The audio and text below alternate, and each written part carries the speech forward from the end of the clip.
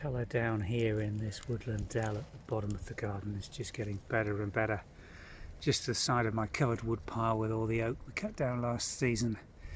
The snowdrops are just coming to the end of their flowering season, but that colour's being lifted with the primrose.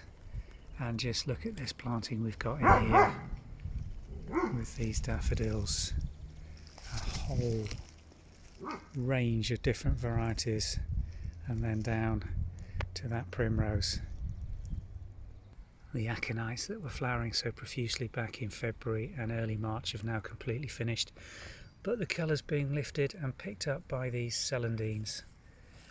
These are lovely little plants that give this rich yellow colour, exactly the same as the aconite palette.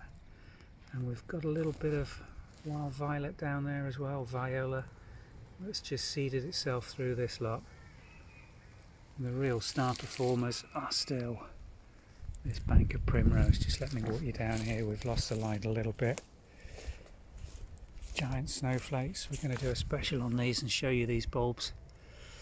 They form lovely upright green clumps, one of the first things to emerge in the depths of winter and start growing away, and then you're rewarded with these lovely little multi-headed snowdrop-like flowers held at around a foot to 18 inches. But just look at this bank of primrose down the bottom here.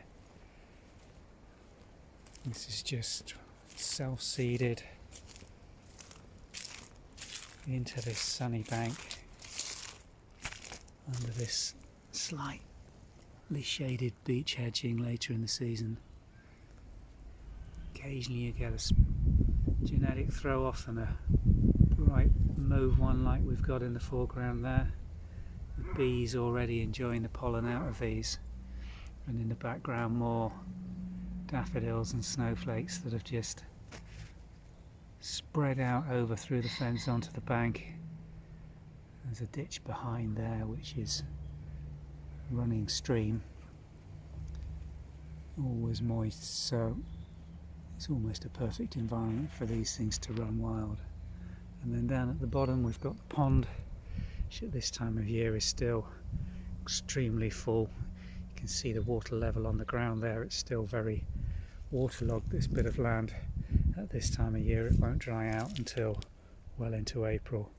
And last year we extended the planting with these wild plants down here, and we started dividing some of these primroses and planting them out to extend it.